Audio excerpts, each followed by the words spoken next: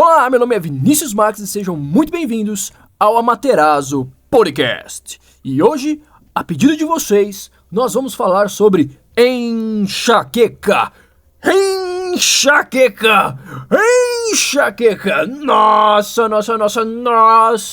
Vamos falar sobre a qual categoria de doença da medicina chinesa esta condição pertence. Quais são os seus principais padrões ou síndromes, como você queira chamar. E é claro, quais pontos vamos utilizar em cada uma dessas situações. Hoje é para se deliciar. Hoje é para pegar o caderno e anotando, porque nós temos conteúdo denso aqui.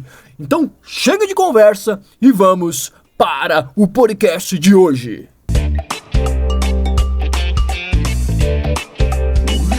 Então vamos lá. A primeira coisa que nós devemos fazer é colocar cada coisa na sua caixinha.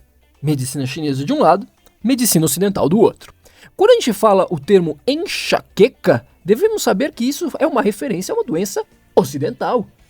E como toda doença ocidental, ela expressa um conjunto de sinais e sintomas que o paciente pode vir a apresentar e que também podemos observar isso mediante a exames de imagem.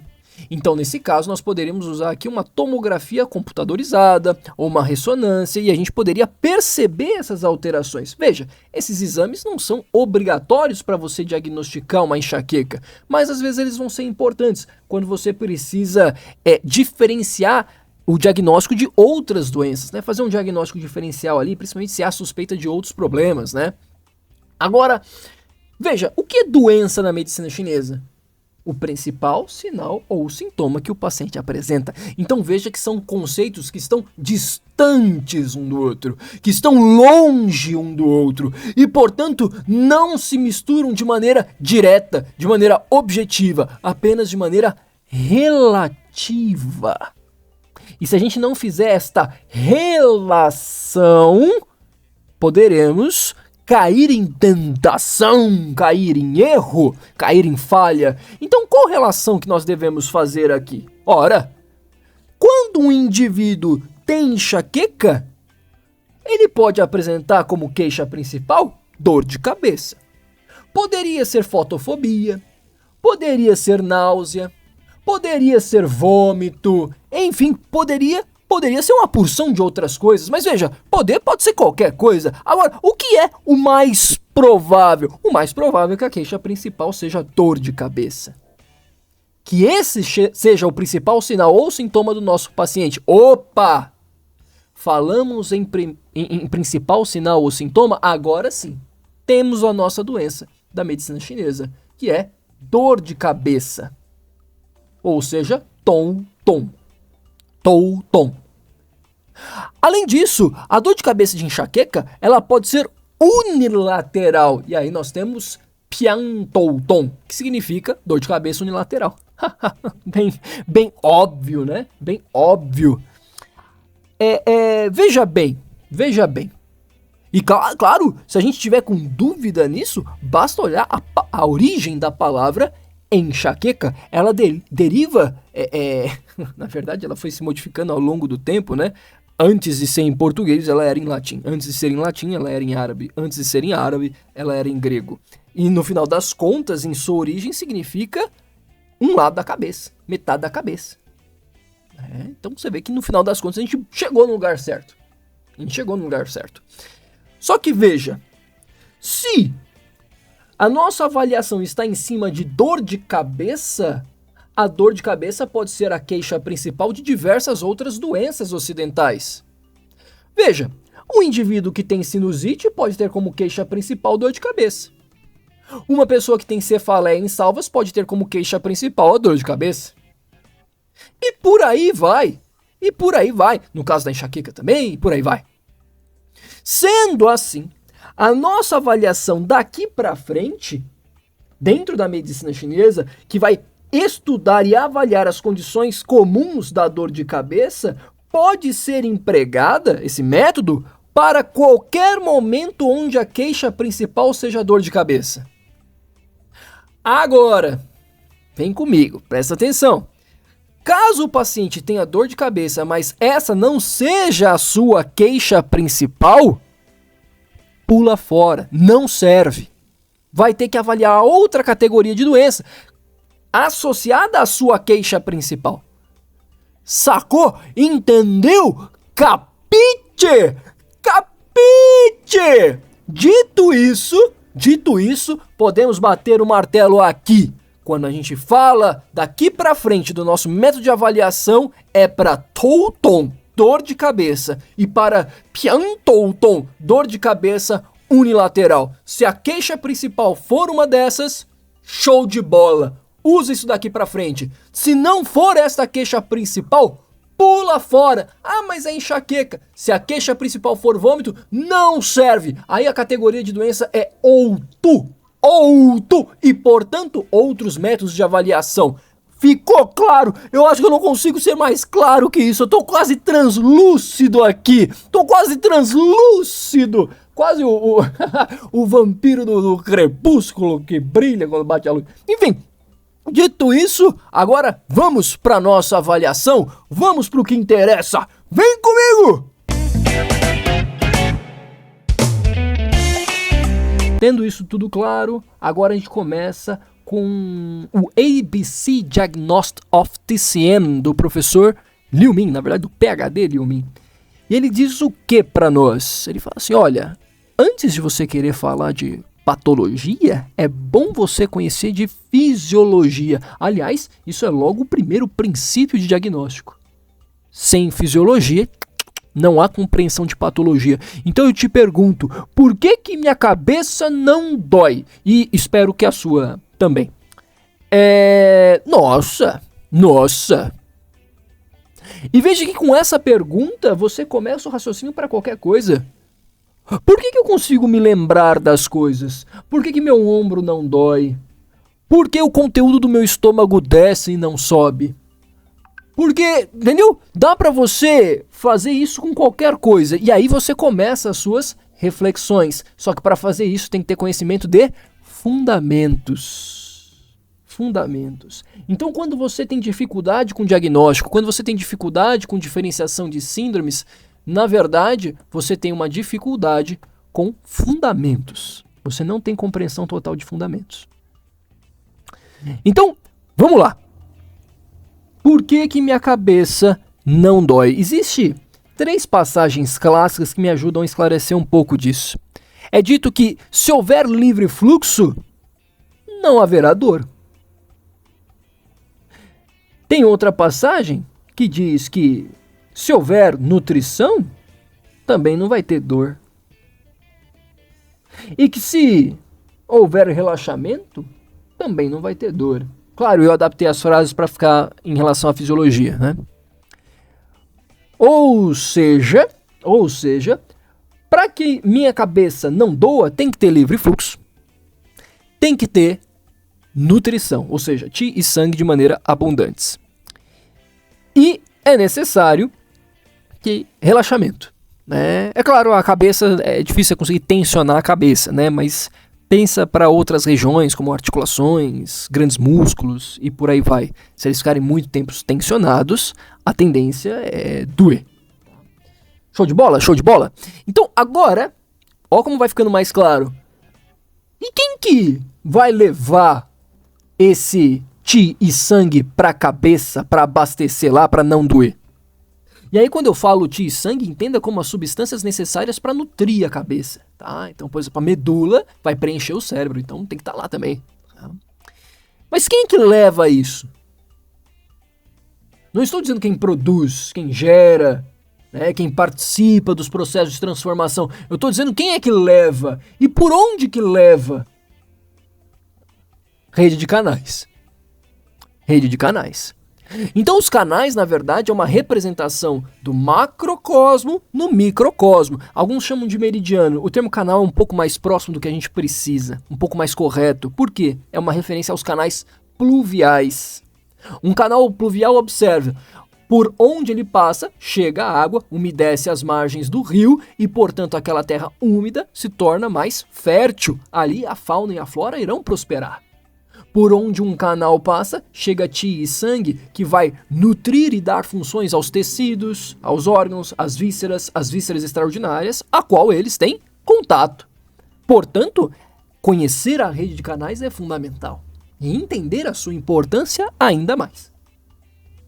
Show de bola? Show de bola. Então, como que a gente começa a analisar? Qualquer coisa que bloqueie o livre fluxo na cabeça, qualquer coisa que faça com que não tenha ti e sangue suficientes na cabeça, também pode gerar dor. Então, se não houver livre fluxo na cabeça, haverá dor de cabeça. Se não houver nutrição para a cabeça, haverá dor de cabeça. Como eu falei, relaxamento aqui não se aplica tanto. Show de bola? Ficou claro como é fácil? Como fica fácil se a gente faz um raciocínio coerente, coeso, pautado naquilo que está em livros de peso para se estudar medicina chinesa? Agora, dito isso, o que a gente vai começar a enumerar? Quais são os padrões que conseguem gerar ou obstruções nos canais da cabeça, ou que diminuam a nutrição necessária para que a cabeça possa assumir o seu papel. Nossa! Viu só? Não é lindo a medicina chinesa? Ela não é linda? Ela não é perfeita? É só você seguir o raciocínio que eles pedem para você seguir, que a coisa flui naturalmente. Então vamos começar a analisar esses padrões? Então vamos lá.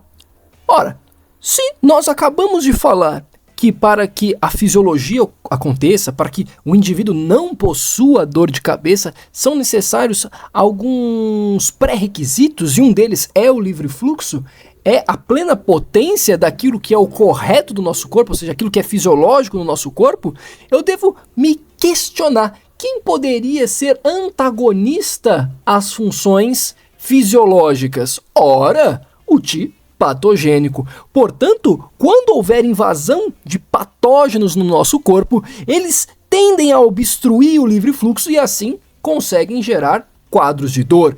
Além disso, como eles atacam a superfície, o primeiro canal com que eles se deparam é o canal Taiyang, portanto o canal mais superficial do corpo e que tem uma grande ênfase na cabeça. Sendo assim, se esta área for obstruída pelos patógenos, dor de cabeça estará presente.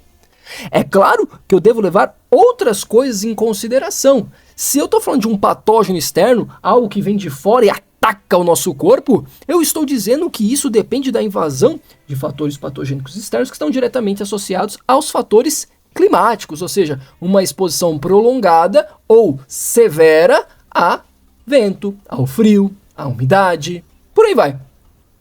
Então, desta forma, vai ficando claro que os pacientes que apresentam dor de cabeça por invasão de fator patogênico acabam tendo um quadro de histórico curto, com uma severidade alta. Eles simplesmente pegaram o fator patogênico, foram dormir e acordaram doentes, com diversos sintomas. Veja, histórico curto, severidade alta. Isso já é uma chave para você compreender que o padrão é de características de excesso. Veja, ou seja, é correto contra patógeno no mesmo lugar. Além disso, eu tenho que perceber que existem vários tipos de patógeno. Então eu posso ter uma dor de cabeça por uma contração de vento frio, de vento calor, de vento umidade, e eu preciso reconhecer as diferenças entre elas para poder tratar de acordo com o padrão. Então, quando eu falo de uma dor de cabeça por vento frio, é uma dor de cabeça simples, comum. Quando eu falo de dor de cabeça por vento calor, ela já tem uma característica mais pulsátil. Por quê? Calor tem natureza Yang, e portanto joga as coisas para cima e para a superfície, gerando aquela sensação de dilatação. Já a umidade, do vento umidade, tem uma natureza mais Yin, e portanto tem uma tendência a coagular, a pesar, a trazer turbidez. Portanto, a dor de cabeça é como uma sensação de uma faixa que aperta a cabeça e a esmaga. Veja, por mais que os três sejam fatores patogênicos, eles têm características diferentes e acabam gerando dores de cabeças diferentes, com sensações diferentes. Então você já começa a perceber que perguntas como qual é a sensação da sua dor é fundamental na hora de diagnosticar. Bom, Para além disso, eu preciso saber diferenciar o padrão de vento frio, de vento umidade e de vento calor. Para eu conseguir fazer isso, eu tenho que saber quais são os sinais e sintomas possíveis e prováveis de cada um deles. Se eu estou falando de doenças externas, claro que eles têm sintomas em comum, como febre e aversão ao frio, simultaneamente. Por mais que você vai ter uma variação, por exemplo, no vento frio, a aversão ao frio é mais forte, no vento calor, a febre é mais forte, no final das contas, haverá febre e aversão ao frio simultaneamente. Todos eles são doenças externas e, portanto, o pulso fica mais flutuante, mais superficial. Então, todos eles têm histórico curto, severidade alta. O que eu estou querendo dizer é, porque eles têm esta característica em comum, o fato de serem doenças externas, eles terão sinais e sintomas em comum também. Porém, como os patógenos possuem natureza diferente, então eles também terão sintomas diferentes, o que vai nos auxiliar no processo de diferenciação de síndromes. Então, por exemplo, no vento frio, por ter frio, que tem natureza in e obstrutiva, eu consigo diferenciar tanto do vento calor quanto do vento umidade pelo fato que no vento frio existe anidrose, a ausência de sudorese, porque o frio que está estabelecido na superfície fechou, obstruiu, coagulou, congelou os poros e dali não sai líquido. Perfeito? Eu consigo diferenciar, por quê? Porque no vento calor haverá uma natureza mais yang presente e, portanto, a tendência de dilatar e circular ainda mais os líquidos, movimentando os líquidos para cima e para fora. E, portanto, o paciente transpira mais.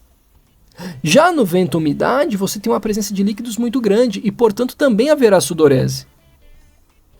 Então, perguntar sobre o suor, eu já consigo uma pequena diferenciação entre eles. Além disso, eu posso verificar o que mais contempla esse pulso. No caso do vento frio, o pulso também vai estar tenso. No vento calor, o pulso também vai estar rápido. No vento umidade, ele também vai ter uma característica de escorregadio. Show de bola? Consegue já perceber que existem diferenças nesses padrões? Além disso, como é doença externa, pode gerar sintomas respiratórios. Todos eles podem apresentar tosse. Todos eles podem apresentar secreção, porém, no vento frio, uma secreção mais clara, mais abundante. Já no vento calor, uma secreção mais escassa, mais amarelada. No vento umidade, de novo, uma secreção mais abundante. Então, perceber o que esses padrões têm de diferentes e o que eles têm em comum é o que vai me ajudar a separar o joio do trigo. Show de bola? Ficou claro? E na hora de tratar? Como que eu vou fazer? Ora, se eu tiver um quadro de vento frio, eu posso usar IG4 com pulmão 7 para exteriorizar esse fator patogênico e incluir um VB20, que também ajuda na eliminação do vento, mas que também age muito bem sobre dor de cabeça, assim como o IG4 e o pulmão 7 também têm essa competência. Agora, se eu estiver falando de um vento-calor, é importante eu adicionar outros pontos aí, né? Fazer uma outra combinação. Então, por exemplo, eu posso incluir ainda o VB20, porque ele vai trabalhar a dor de cabeça, porque ele vai continuar tirando o vento. Eu posso até potencializar essa eliminação de vento com um bexiga 12, por exemplo, que é o famoso portão do vento. Tá? Posso agulhar ele, aplicar uma dispersão, retirar a agulha, aplicar uma ventosa fixa, deixar ali uns 10 minutos, tá? Para ajudar a tirar esse vento. Principalmente porque o vento calor ele costuma ser mais forte, né? Então, os sintomas mais severos do que no vento frio. Então, uma ação mais incisiva aí é bem-vinda. Só que eu vou complementar com outros pontos que são bons para tirar calor. VG14, G4, G11. São todos pontos bem interessantes de serem aplicados. Além disso, claro, o IG4 também age na dor de cabeça, tá? O VB20 também age na dor de cabeça. Então, você já tem aí um bom direcionamento. E se for vento-umidade? De novo, eu posso trabalhar com algumas propostas aí. Então, por exemplo, o VB20 continua eliminando o vento. Então, eu posso manter ele continua agindo sobre a dor de cabeça muito bem. Eu posso colocar o TA5. O TA5 é o Waiguan, portão externo. Além disso, ele é o ponto de confluência do Yang Wenmai, vaso da ligação Yang, que trabalha onde os canais Yang se ligam. Então, o TA5 Por ser o portão externo, trata as doenças externas. Por ele ser o cara do Yang Wei-Mai, ele trata aonde os canais Yang se ligam, que é na cabeça. Então o TA5 é muito legal para tratar disfunções da cabeça em geral, por fatores patogênicos externos. Posso combinar ali com o IG4, que também vai ajudar na eliminação do patógeno e também vai ajudar na dor de cabeça. E36 com o baço 9. O baço 9 vai ajudar a drenar a umidade. Tá? Então ele é um ponto legal. E a umidade se acumula porque o Qi não está circulando. E o E36 vai ajudar nesse processo. Tá? E assim é uma forma de você também prevenir as lesões no centro. Tá? Então veja, o que a gente acabou de perceber aqui? Olha, dor de cabeça pode ser por causas externas. Vento frio, vento calor, vento umidade. Cada uma delas gera uma dor de cabeça diferente, uma sensação diferente, e cada uma delas apresenta um conjunto de sinais e sintomas diferentes. Apesar de terem semelhanças, tem alguns sintomas que são diferentes. E é por esses sintomas que eu vou me guiar para diferenciar esses padrões. Cada um dos padrões eu vou tratar de uma forma específica para poder contemplar essas diferenças no meu protocolo. Show de bola? Agora, a gente vai sair do entendimento das doenças externas, porque são essas mesmo, e vamos partir para entender por que eu teria dor de cabeça em decorrência de disfunções dos órgãos e vísceras. Show de bola? Bora lá!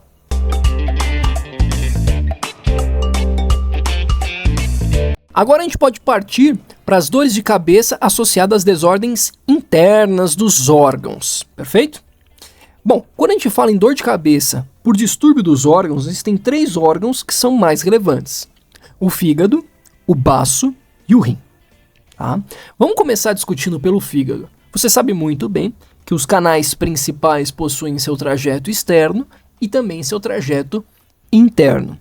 Para entender melhor a dor de cabeça associada ao fígado e por que ela ocorre, é necessário a gente observar o trajeto interno do fígado, que quando atinge o alto, quando chega lá na cabeça, ele primeiro passa ali pela face contornando a boca, depois ele se conecta aos olhos, sobe, se liga ao VG20 e o VG20 está conectado ao cérebro.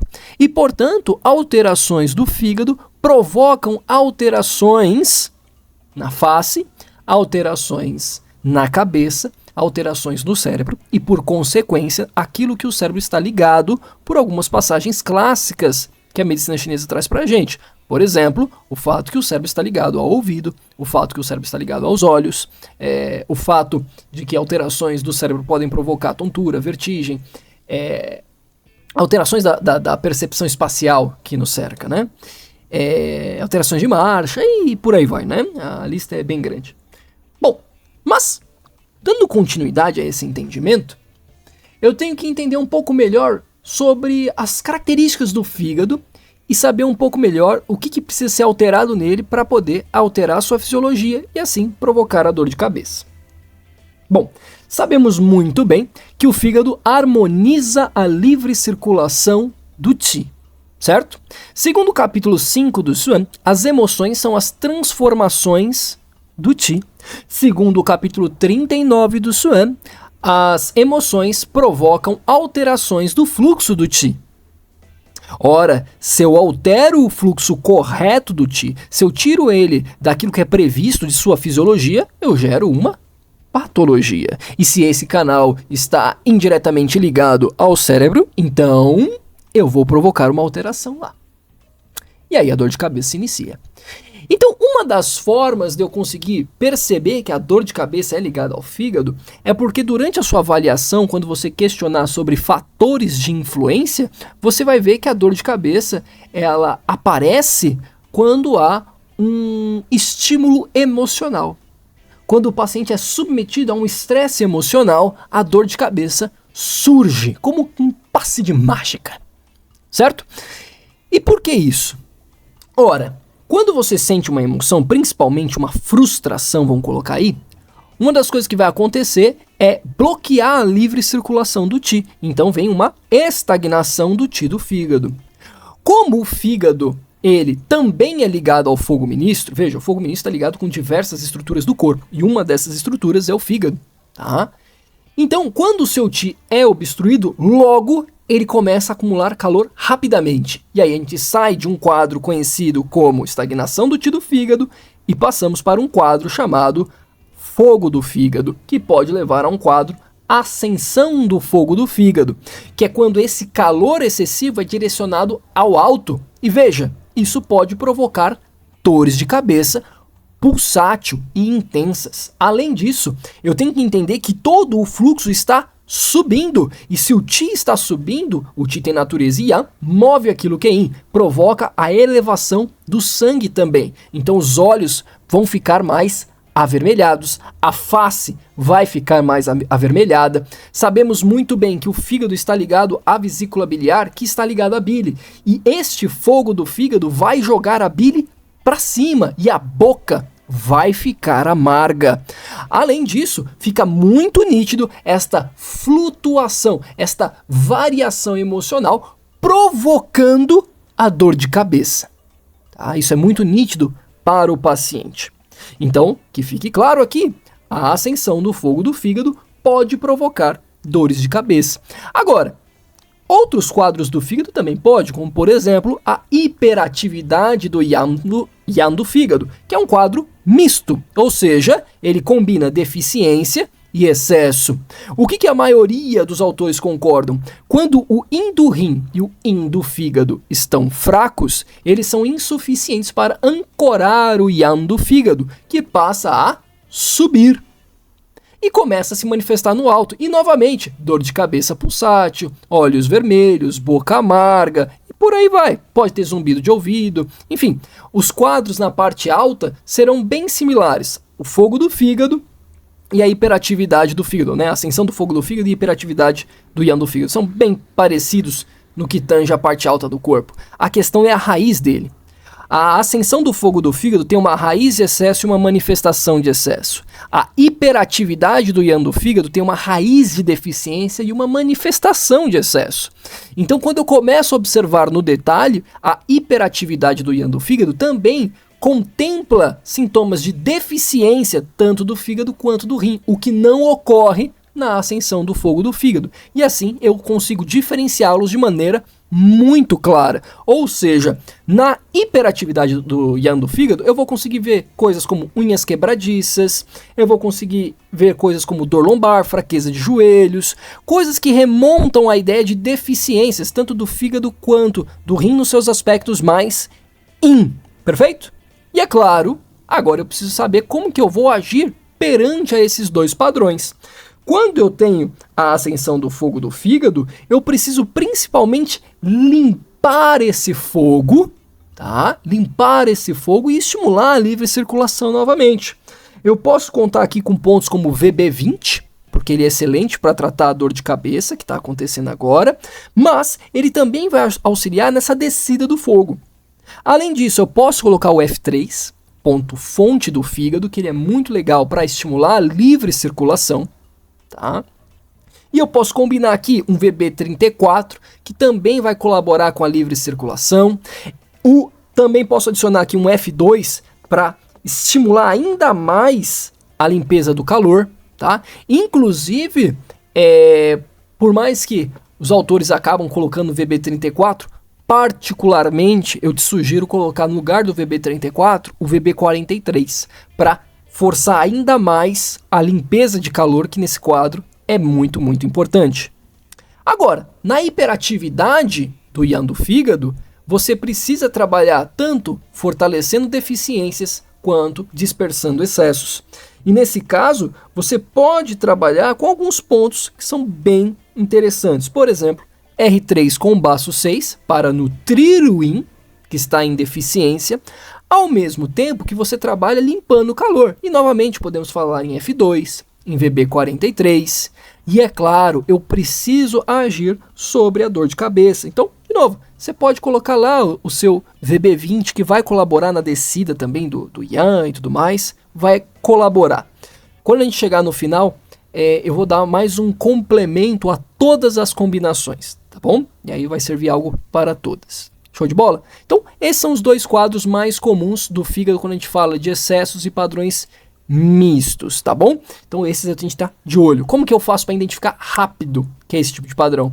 quando o paciente falar que a dor de cabeça dele aparece por condições emocionais. Aí você vai investigar esse fígado que provavelmente é ele. É bem possível que seja ele. Perfeito?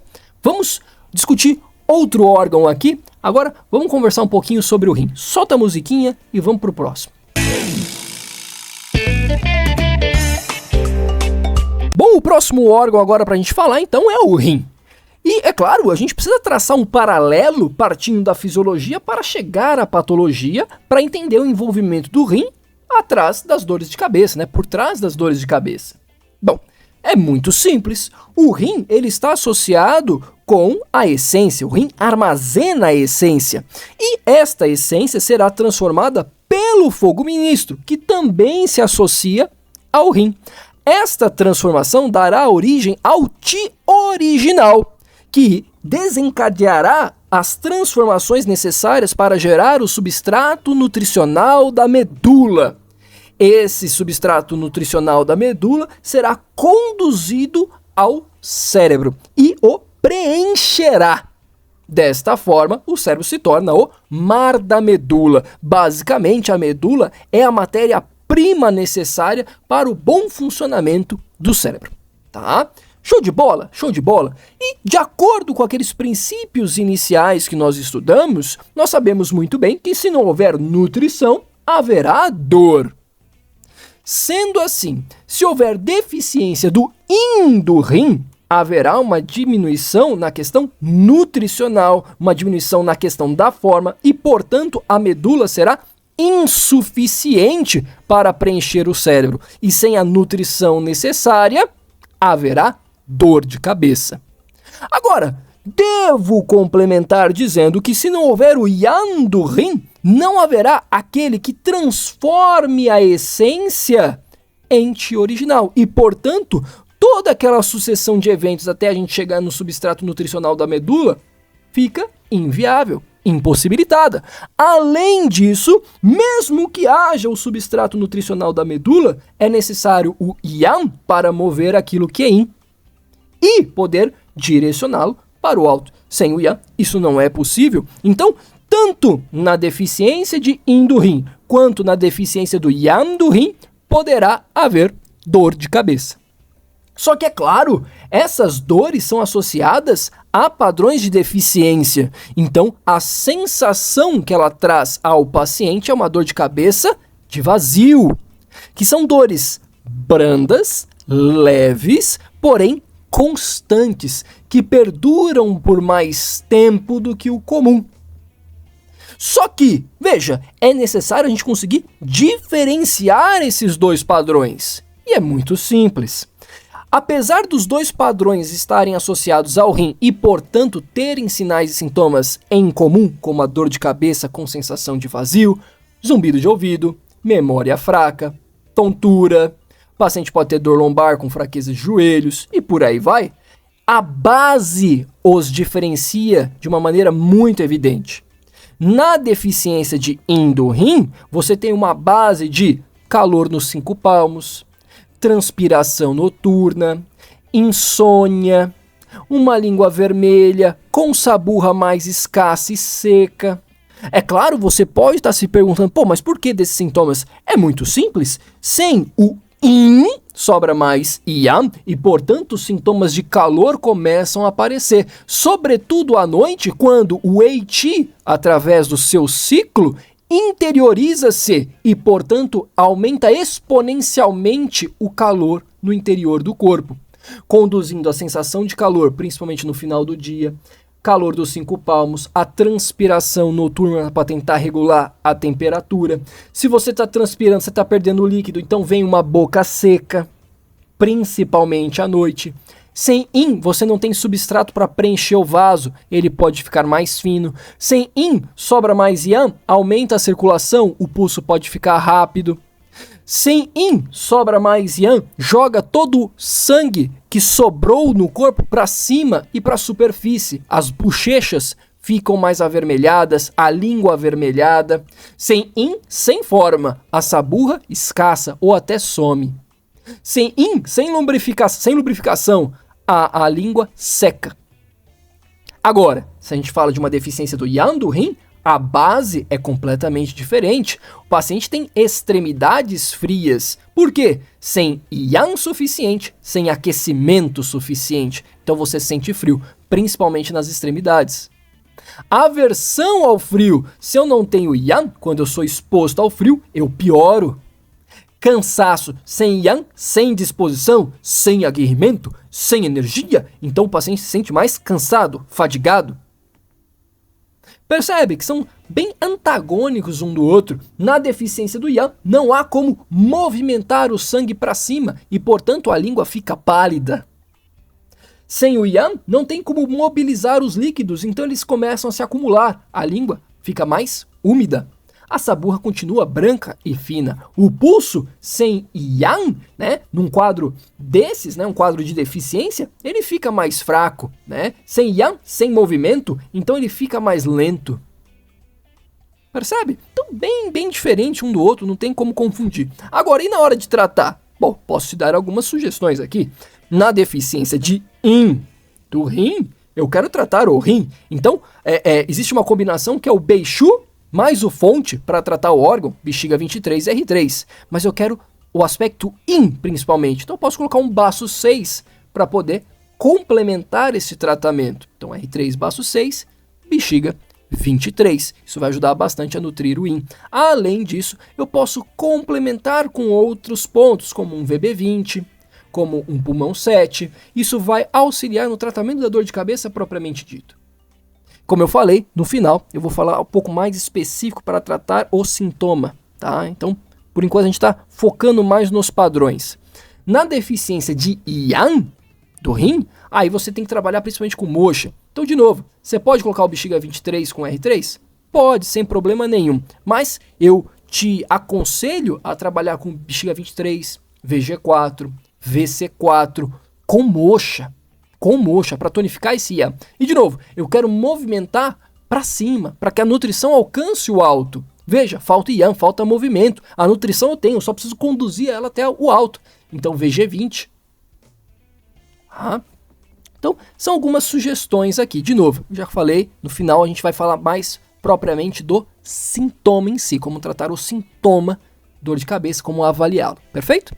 Bom, dando continuidade, vamos falar um pouco sobre outros padrões, tá? Que também são bem relevantes para o quadro de dor de cabeça e que são desordens internas. Agora, dando continuidade, né? A gente sabe, então, que o terceiro órgão que a gente precisa comentar é o baço.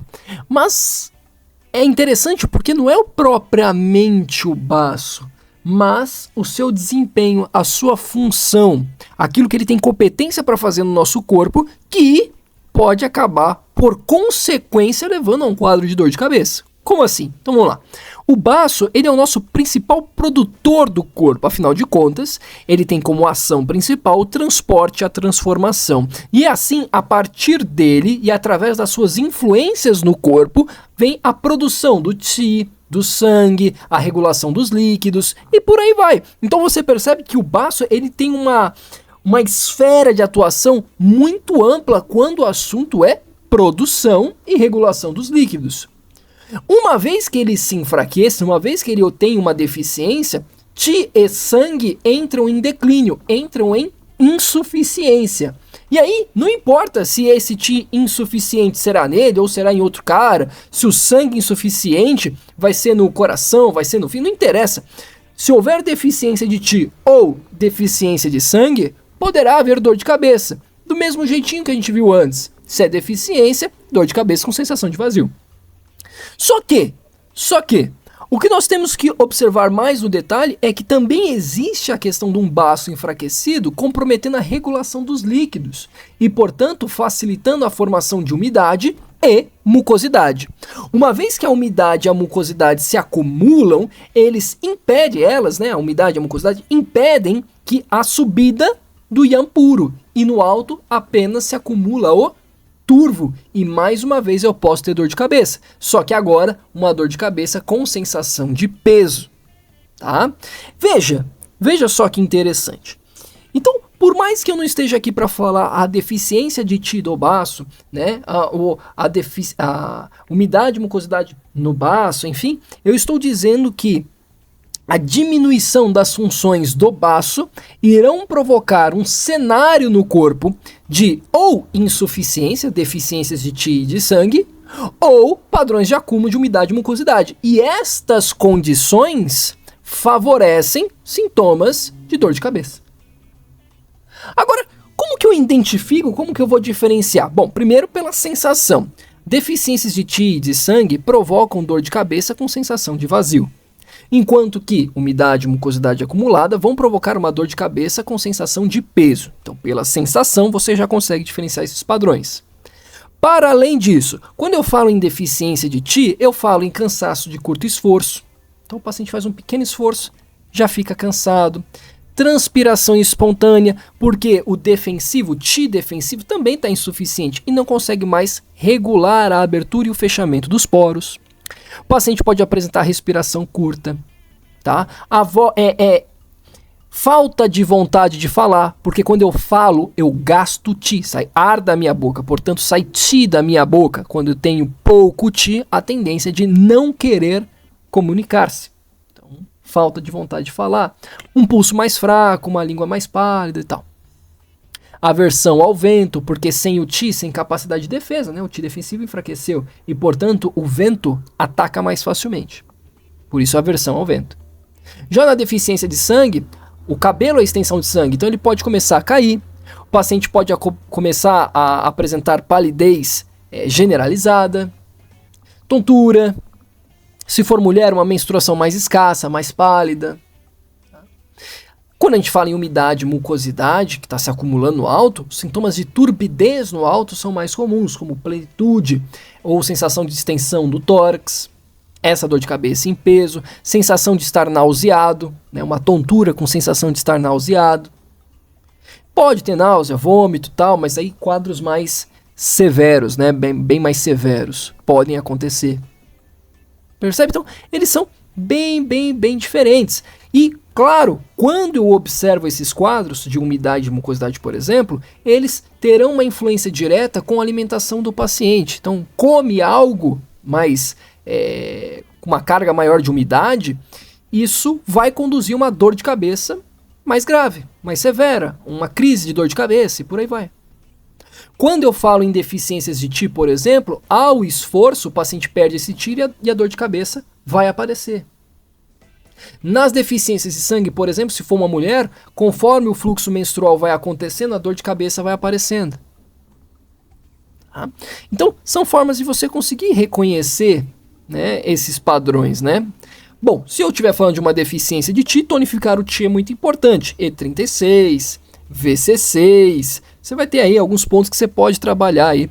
Se for deficiência de sangue, você pode trabalhar com R3, baço 6, ou então um bexiga 17. Então você tem algumas opções que são interessantes para trabalhar isso. Claro, se eu quero fortalecer o baço por trás, você pode trabalhar com as 3 agulhas de fortalecimento do baço. E36, baço 15, ou VC4. Agora, é claro, eu quero trabalhar com Beixu, pode também. Então, eu estou dando só sugestões de pontos, né? A ideia é que você precisa fortalecer o Ti na deficiência de Ti, fortalecer o sangue na deficiência de sangue, regular o baço que está afetado ali por trás, ok? É nesse caminho. Um baço enfraquecido, você vai perceber falta de apetite, distensão abdominal, fezes soltas, distensão abdominal, principalmente depois de comer, tá? Além disso, os quadros de umidade e mucosidade, você vai ter que trabalhar ali com E40, com VC12, tá? Um baço 9, são pontos importantes a serem estimulados. Lembrando que a umidade e a mucosidade, elas podem se combinar tanto com um padrão de frio quanto com um padrão de calor. Então eu tenho que estar atento. Se eles intervirem, se eles aparecerem, o frio ou o calor para se misturar com a umidade e a mucosidade, eu vou ter que adequar o meu tratamento também. Tá bom? Dito isso, há mais um caso que eu quero ressaltar aqui, associado com a parte do baço, mas particularmente com a parte da digestão, que é a retenção alimentar. A retenção alimentar também pode levar a dor de cabeça. Então, às vezes, o paciente comeu rápido com aquela fome, né? Bateu aquele pratão e tal, ou então comeu alguma coisa muito indigesta. E isso pode levar a uma dor de cabeça. E, de novo, é uma dor de cabeça com sensação de peso. Pode apresentar dor abdominal, distensão abdominal, e o paciente consegue te falar na cara, olha, é porque eu comi tal coisa e me deu essa dor de cabeça. Nitidamente, ele vai conseguir falar muito fácil para você isso daí. Ele vai perceber na hora que foi o que ele comeu, tá? Então é uma forma de você perceber. A distensão abdominal também vai ser bem nítida, né? Você vai fazer ali a palpação, você vai notar. E de novo, nesse caso, você tem que fazer fluir ali a região do Ti central. Então você vai trabalhar com E36, você vai trabalhar com VC12, você pode colocar outros pontos ali adjacentes para cooperar com isso, E21, E23, são pontos bem interessantes. Você tem a combinação baço 4, pericárdio 6, que ajuda bastante a descer o Ti do estômago e tal. Você pode conduzir o tratamento desta forma, tá bom? Vamos dar continuidade, porque tem mais alguns padrões bem específicos e que raramente nós vamos ver, mas é bom saber, né? É bom saber.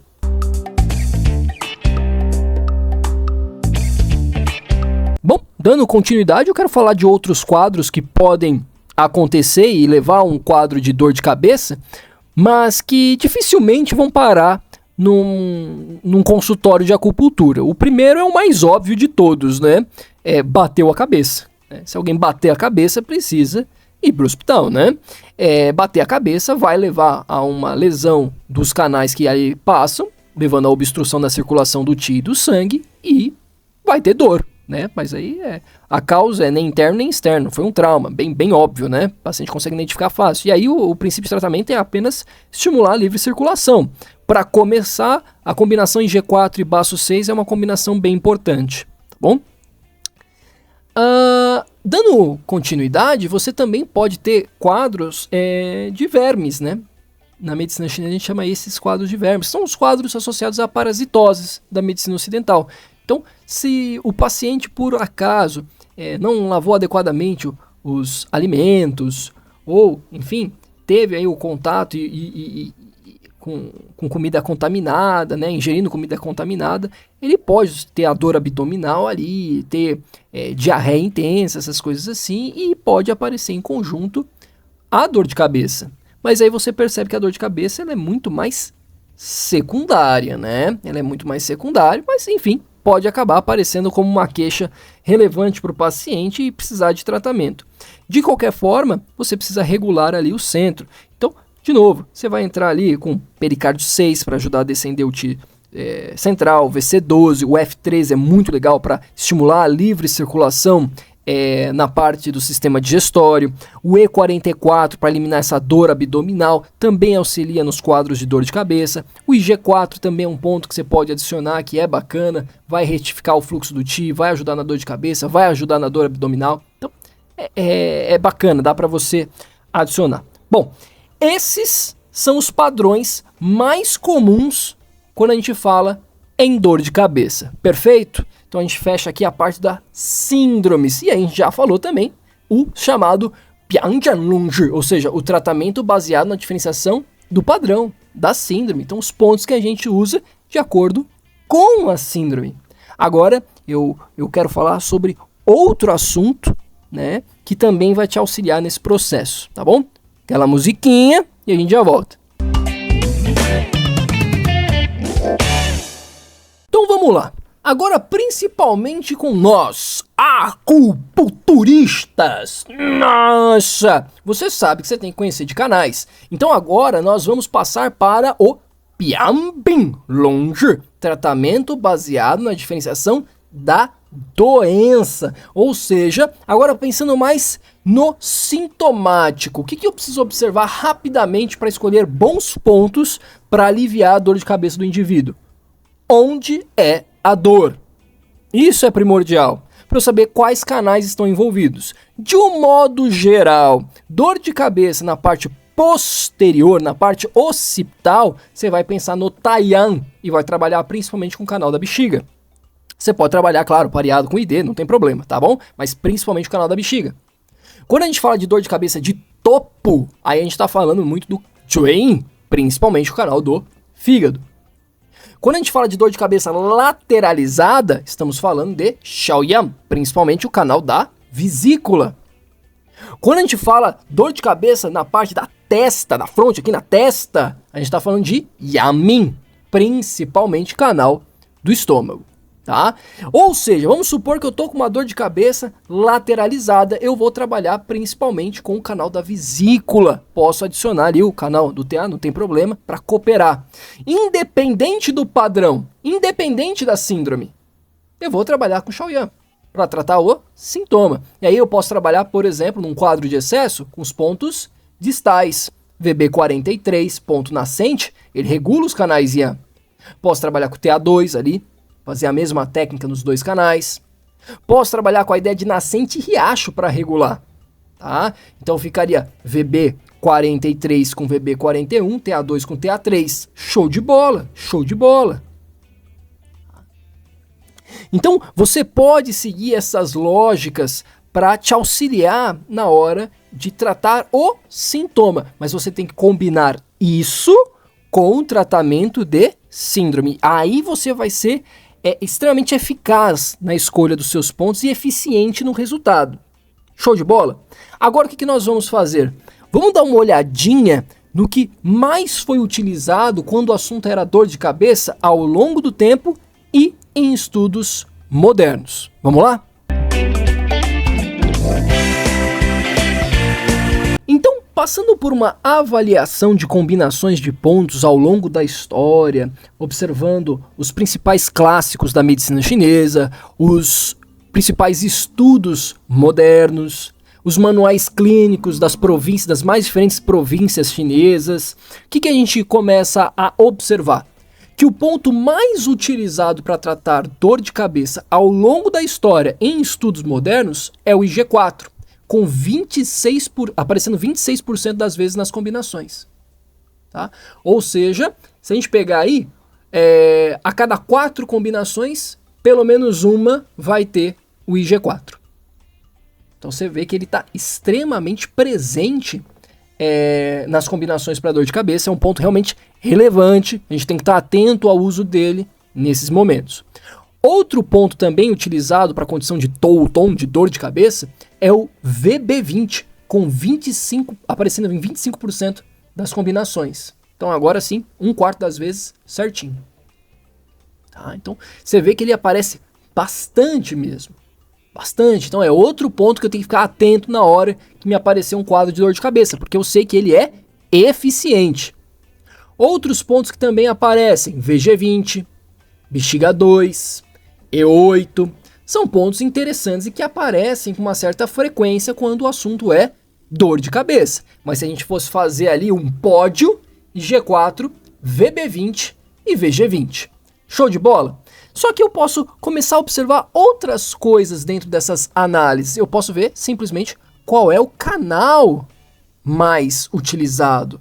E aí quando eu começo a observar isso, eu vejo que o canal do vaso governador, ele é utilizado em 21% das vezes. Então, se você pegar todos os pontos que foram utilizados ao longo da história, 21% deles estão no canal do vaso governador.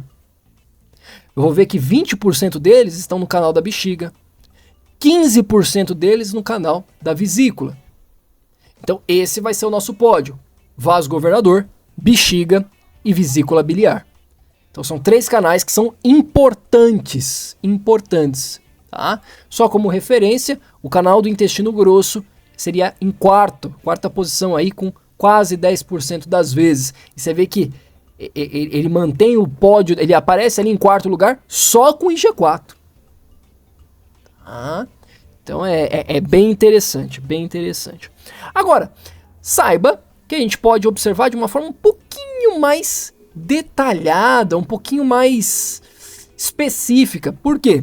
Existe a dor de cabeça, o touton, e você sabe que também que existe o piantouton, que é a dor de cabeça unilateral. E aí o jogo tem uma leve modificação. Porque quando eu observo os 5 pontos mais utilizados para essa condição específica, eu tenho o VB20 em primeiro lugar, em 35% das combinações. O IG4 em segundo agora, com 28% das combinações, presente em 28% das combinações. Pulmão 7 ganha destaque, 28% das combinações também. pulmão 7. Taiyang, 21% das vezes. E o E8 também 21% das vezes. E se eu começo a olhar quais canais são mais utilizados para a condição de piantouton, ou seja, dor de cabeça unilateral, aí muda o jogo. Vesícula biliar passa a ser o primeiro, com 44%. Então, 44% dos pontos utilizados para dor de cabeça unilateral em estudos modernos e textos clássicos e manuais clínicos, 44% deles estão no canal da vesícula. É quase metade. Quase metade. Aí você tem 10,5% no TA.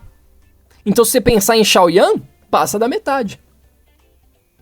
Você tem outros aí, então, por exemplo, o canal do pulmão com 13%, canal do intestino grosso com 10%. Então, são mais quebradinhos, mais divididos. Agora você vê a força da vesícula. A força da vesícula para esse tipo de quadro. Show de bola? Show de bola? Percebe como a gente vai montando esse estudo? Né? Pra gente entender, pô, eu preciso tratar pelo padrão, eu preciso tratar pela questão sintomática.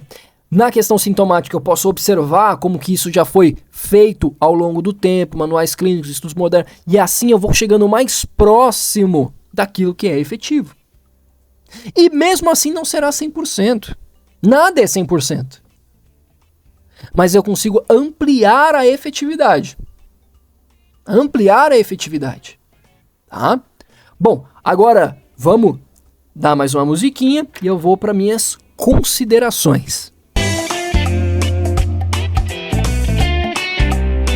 Então, toda essa história começa com uma sugestão de vídeo de vocês. Fala sobre enxaqueca? Eu falei, claro, vou falar. Mas vamos fazer do jeito certo. Então a primeira coisa que nós fizemos foi, olha, não tem enxaqueca na medicina chinesa. Porque a gente avalia a partir de doenças de medicina chinesa, ou seja, qual é o principal sinal ou sintoma daquele indivíduo específico. Se a gente considerar que a principal sinal ou sintoma do paciente é a dor de cabeça, a gente consegue utilizar esse sistema, essa elaboração, esse estudo que nós fizemos aqui hoje. Tá? Então estou contando com isso, que seja esse paciente. E aí a gente percebeu que as dores de cabeça, na verdade, elas podem ser por condições externas, fatores patogênicos que invadem. A gente percebeu que pode ser por desordens nos órgãos, principalmente fígado, baço e rim. E a gente percebeu que existem algumas condições especiais, como o padrão de vermes, como bater a cabeça, por aí vai. Percebemos a necessidade de identificar o padrão a partir de uma avaliação, a partir de um interrogatório. O interrogatório é o carro-chefe. Então veja, primeiro questionamento, há quanto tempo você tem isso? O paciente deu um histórico curto com uma severidade alta, é um padrão de excesso. Ele deu um histórico longo com uma severidade baixa, é um padrão de deficiência. Percebe como você já separou rápido o joio do trigo? Já conseguiu? Por exemplo, se o histórico é curto e a severidade é alta, esquece deficiências do rim, esquece as deficiências do baço que geram deficiências de ti e de sangue. Esquece isso, não vai ser. Agora, se o paciente fala assim, ó, eu tô com uma dor de cabeça pulsátil, vá pensar nos quadros de calor. Estou com dor de cabeça com sensação de peso, vai pensar nos quadros de umidade, de mucosidade. Entende? Então a gente foi construindo uma ideia de como diferenciar um padrão do outro. Percebemos também a importância de escolher os pontos específicos para cada padrão. Mas não deixamos de lado o fato de que existem dois princípios para tratar: o baseado no padrão e também temos o baseado na queixa principal, na doença, no principal sintoma, que é a dor de cabeça. E para isso a gente tem que identificar a localização da dor, para eu saber qual o canal, e aí eu uso este canal para tratar. Ou eu uso esse canal para ter uma base para a escolha de outro canal, por exemplo, aplicando as teorias do TAN e tudo mais. Percebe? Fizemos isso. Partimos para uma análise histórica e moderna das combinações mais utilizadas para dor de cabeça, separando em dor de cabeça generalizada e dor de cabeça unilateral. E o que a gente percebeu? Que existem certos pontos que são bem importantes, como o IG4, como o VB20. Tá? São pontos que têm um certo destaque quando o assunto é dor de cabeça. Percebemos que existem pontos que são mais destaque para situações específicas, como o pulmão 7, que é mais a dor de cabeça unilateral. E aí a gente foi construindo a ideia que, olha, tratar só o padrão não basta, tratar só o sintoma também não. Vou combinar os dois. Legal? Então é isso. Agora, quando você sentar diante do paciente, como que você vai proceder? E aí vem as teorias de avaliação. Primeira pergunta, qual é a queixa principal? É dor de cabeça? Bacana. Há quanto tempo? Beleza, essa é a segunda pergunta que você vai fazer, para eu entender o histórico, o tamanho desse histórico. Próxima pergunta que eu vou fazer, como isso começou? Eu passei um estresse. Quem que lembra mesmo? Fatores emocionais, vou pensar mais no fígado. Olha, eu tenho isso desde sempre, desde que eu era criança. Não pode ser uma deficiência do rim? Uma deficiência de essência? Ou seja, dos aspectos mais do rim? Que beleza, hein? Que beleza. Não, piora. Essa dor de cabeça começou hoje. No almoço aí, a gente foi num lugar diferente, eu bati um prato lá e tal. E tô meio estufado, inclusive, tá doendo minha barriga e tá me dando dor de cabeça. Falei, retenção alimentar aqui. Percebe? Então, saber como começou é fundamental. Esta é a pergunta. Como começou? Eu bati a cabeça, por isso que dói. É óbvio, não? Aí depois, severidade. Quanto que dói? Porque eu vou somar a severidade com o quando começou para fazer a relação de histórico e severidade. Depois, eu posso perguntar as características dessa dor. Minha dor é pulsátil, a minha dor é em peso, minha dor é com sensação de vazio. Dor com sensação de vazio, esquece os padrões de excesso, vai nos padrões de deficiência. Tá? Minha dor não, minha dor é com sensação de peso, vai atrás de umidade, mucosidade. Entendeu? Aí depois, o que você vai perguntar? O que agrava essa sua dor e o que alivia? É passar estresse e minha cabeça dói. Depois de um dia muito intenso de trabalho, minha cabeça piora, minha cabeça dói. Tá? É uma dor bem levinha, mas ela é constante. Peguei um dia pesado de trabalho, opa! Os excessos levam às deficiências. Então vai pensar nos quadros de deficiência. Gastou, piorou. Tá? Legal, fez essas perguntas, bacana, tá? Aí você vai partir para uma outra relação, que é sinais e sintomas associados. Quando dá dor de cabeça, aparece mais alguma coisa? Deu a dor de cabeça, me dá uma náusea. Me deu a dor de cabeça, vem uma tontura, vem um zumbido. Então eu quero saber o que está associado. Você vai pegar esse conjunto de informações e você vai ver os padrões que a gente estudou aqui. Essas informações parecem mais com quais padrões? Ficou em dúvida? Faz as perguntas para diferenciar. Eu tô em dúvida aqui. Eu vi que é um histórico curto, é uma severidade alta, eu tô vendo que é uma condição externa e tal. Mas eu tô com dúvida se é um vento frio ou se é um vento calor. Que pergunta que eu posso fazer para matar isso daí? Você tá transpirando? Você tá suando muito? Deixa eu ver aqui. Deixa eu apalpar. Não tá transpirando. Acabou de acontecer. Tá tendo coriza? Tô clara e abundante e tal, não tô transpirando. É vento frio.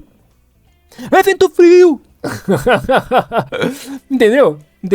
Então você vai conduzindo e aí nesse final você vai ver. Ficou em dúvida em algum padrão? Faz os questionamentos para diferenciar. Por isso que a gente chama de diferenciação de síndromes. E aí você vai chegar na resposta que é mais provável. Não dá para ter certeza? É claro que não. Ninguém pode ter certeza porque não tem como provar. Tá?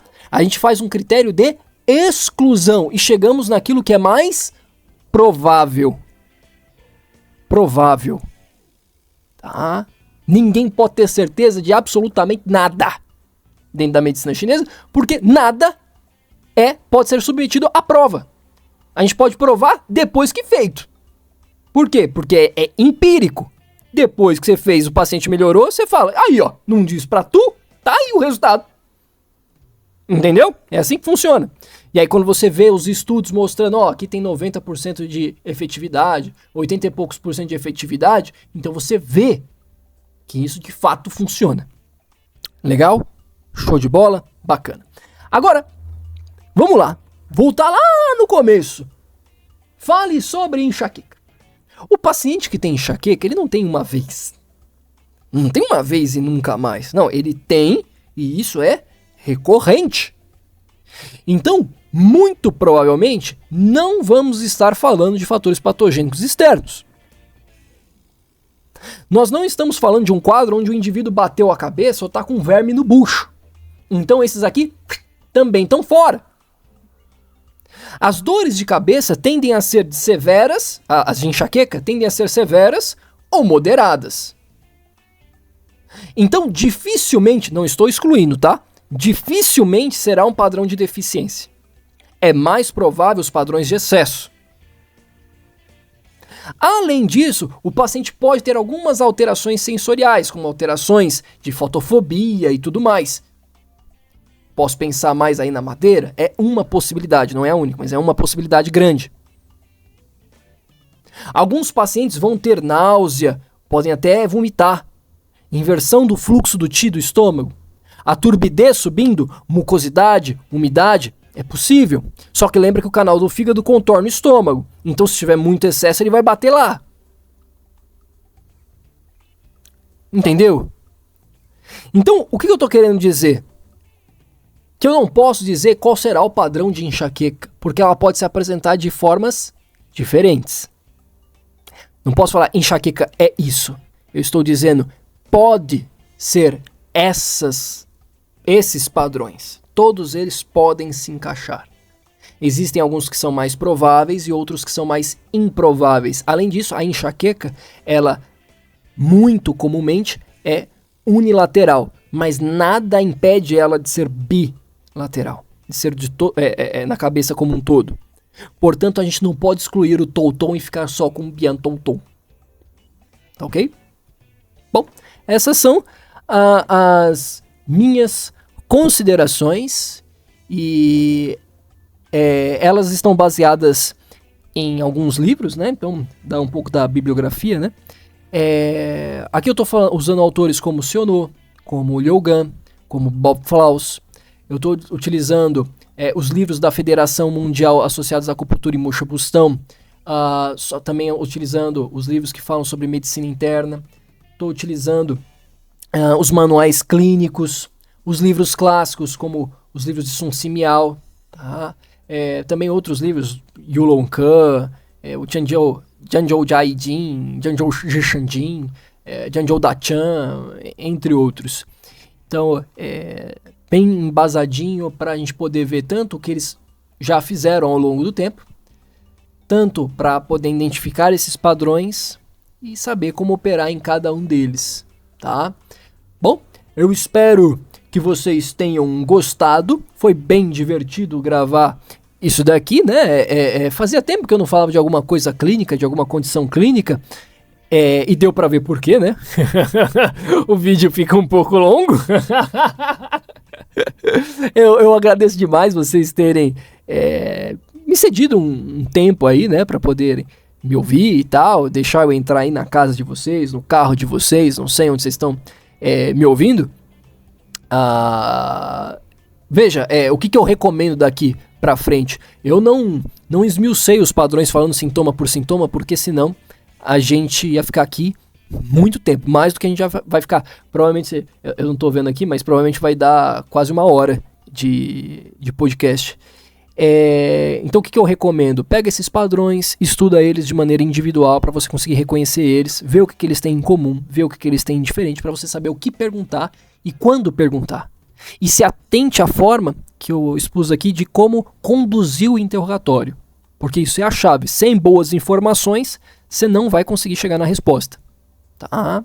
Beleza?